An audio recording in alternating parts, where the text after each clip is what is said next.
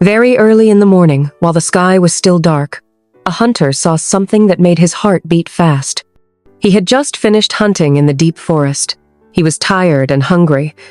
He wanted to go home to his wife and children. He wanted to eat and sleep. As he was passing by the river, he heard a soft voice crying. The hunter stopped. He listened carefully. The river was making noise as it flowed, but this was different. It was a human voice. "Help me. Please, let me go," the voice said softly. The hunter bent down and moved closer to the river silently.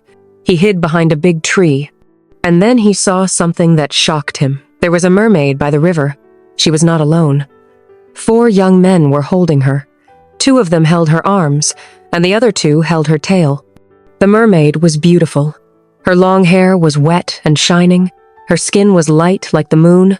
She was crying, and tears were dropping into the water. "Please, please let me go. I did nothing wrong," she cried. But the young men did not listen. They laughed and whispered to themselves. One of them even touched her hair and laughed again. The hunter's heart was beating fast. He held his breath. "What are they doing with a mermaid?" he thought. He looked around. There was nobody else near the river. The hunter hid himself properly behind the tree. He watched carefully. The young men started dragging the mermaid away from the river. She cried louder. She begged them to leave her alone. "Please, don't take me away. Please," she pleaded, but they ignored her. They dragged her into the bush. Her tail was leaving a line on the ground as they pulled her. The hunter slowly tiptoed behind them. He wanted to know where they were taking her. He walked slowly so that they would not hear his footsteps. The forest was cold, and the hunter could hear the sound of birds waking up. The leaves on the ground made noise as he stepped on them, but he walked very carefully. The young men kept moving deeper into the bush. The mermaid continued to cry, but they didn't stop. She looked weak and tired from crying. After walking for some time, they reached a place in the bush where there were many dry leaves and old trees. They dropped the mermaid roughly on the ground. She looked at them with tears in her eyes. "Please, let me go back to the water. I will not tell anyone you saw me." But none of them answered her. They tied her hands to her long tail using a rope. The mermaid could not move. She was now helpless, lying on the dry leaves. The young men stood around her, laughing. They were looking at her as if she was not a human being. One of them even kicked the ground near her, and she flinched in fear. The hunter was still hiding. He was lying flat on the ground behind a bush, watching them. He could see the mermaid's face. Her eyes were red from crying. Her hair was scattered and had leaves inside it. Her beautiful tail was tied, and she could not move it. The young men looked excited. One of them, who looked older than the others, waved his hand, telling the others to follow him. They walked to a corner of the bush, leaving the mermaid tied on the ground. They thought nobody was around, so they began to talk loudly. The hunter moved closer silently so he could hear what they were saying. They were laughing, tapping each other on the chest, and smiling widely. "My brother, we are rich," the oldest one said. "Yes, we will sell this mermaid and get plenty of money," another one said. They were happy and proud. They were discussing how they would sell the mermaid and what they would do with the money. "I will buy a motorcycle," one of them said, laughing. "I will marry the village chief's daughter," another one said, and they all laughed. The hunter felt angry as he listened to them. They were planning to sell the mermaid, who was crying and begging them to let her go. The mermaid's voice was now very low, but the hunter could still hear her from where he was hiding. "Please, please don't sell me. I want to go home," she whispered. But the men were not listening. They were busy dreaming about the money they would get. The hunter did not know what to do. He wanted to help the mermaid, but he was only one man, and they were 4. He looked at the rope they used to tie her. He looked at the men, who were still discussing and laughing loudly. Should he try to untie her and run with her? Should he wait until the men left? Or should he go back to the village to call for help? The hunter did not know, but he knew he could not leave her there. The mermaid turned her head and looked up at the sky.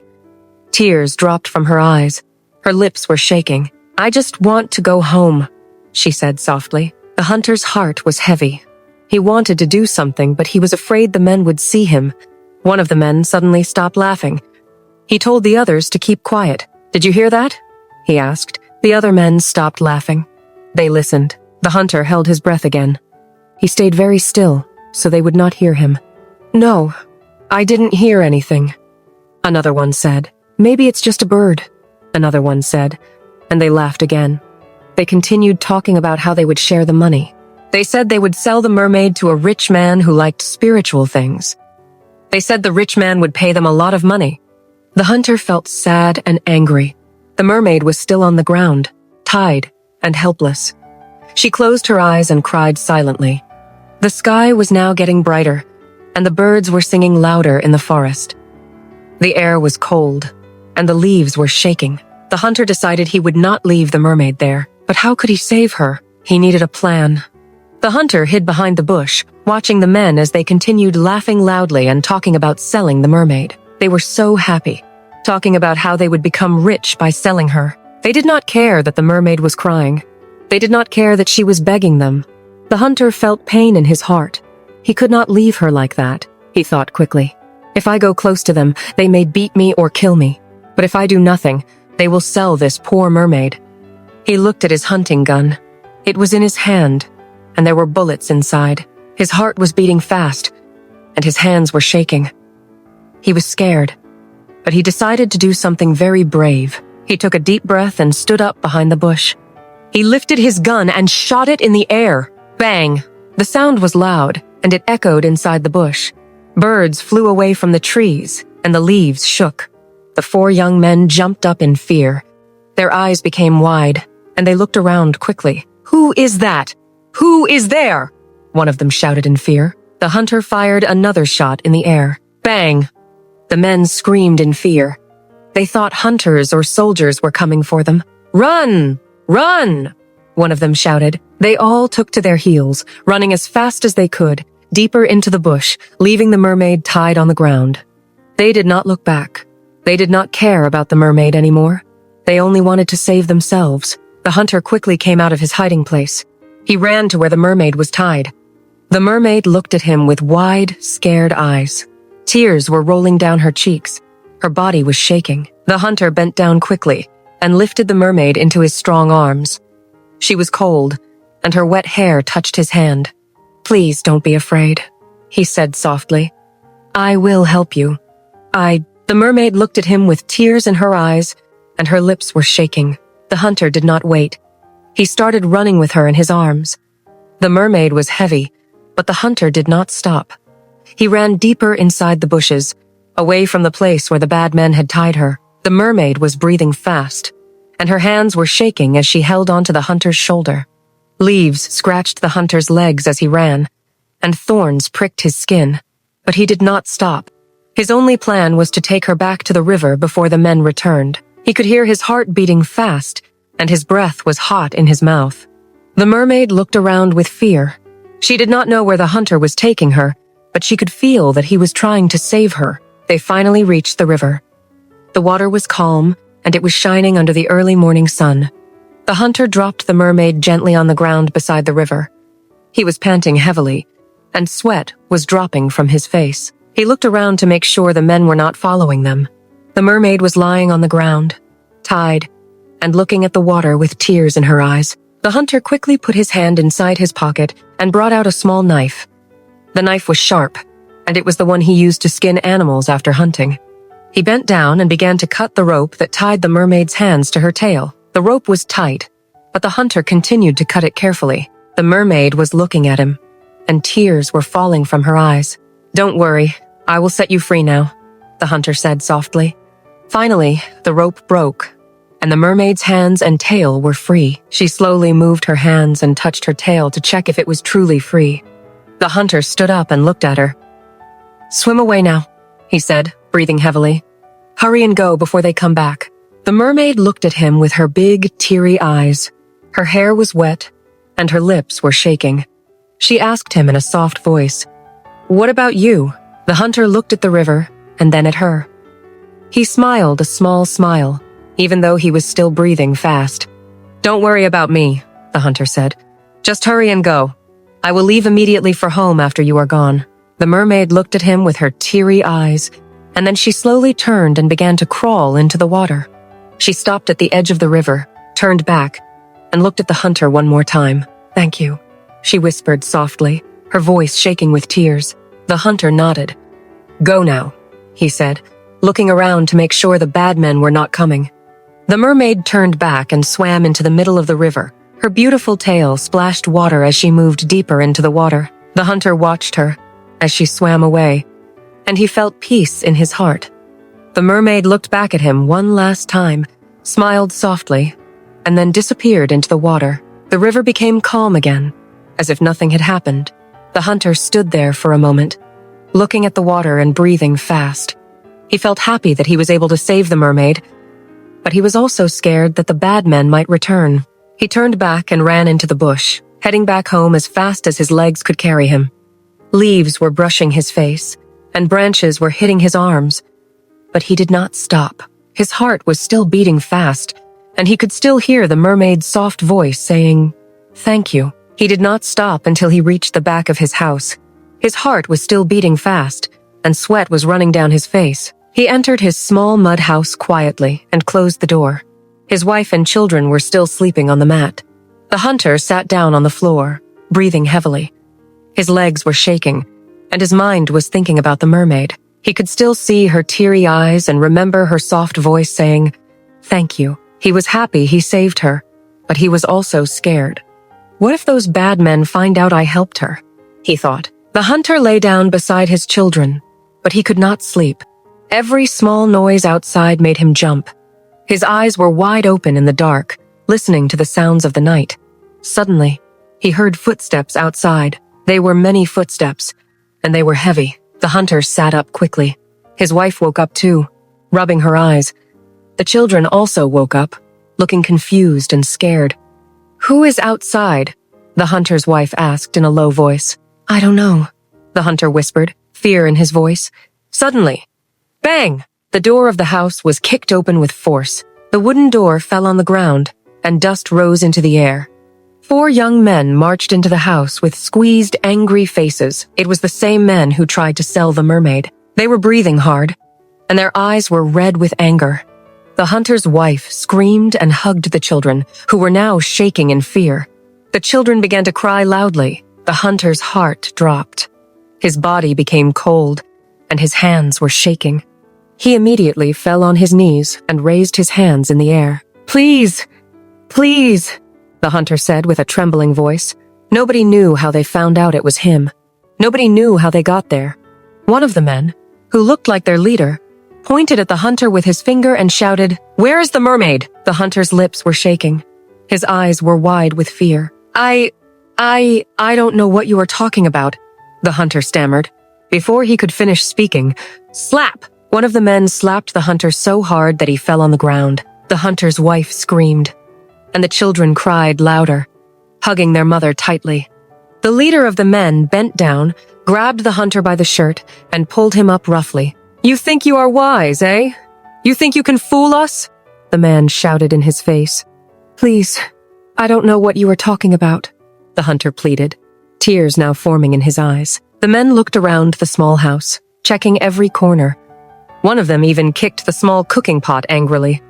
When they didn't find the mermaid inside, they dragged the hunter outside by his shirt. "Please, leave him alone," the wife cried, following them outside, carrying her youngest child on her back. The other children were crying, holding their mother's wrapper.